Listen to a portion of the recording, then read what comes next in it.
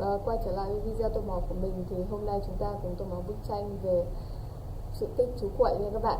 Và bây giờ hãy cùng mình đi tô màu. Đầu tiên thì mình sẽ đi tô cây đa trước nha các bạn. Và mình sẽ đi tô thân của cây đa trước. Thân của cây đa thì mình sẽ tô màu nâu.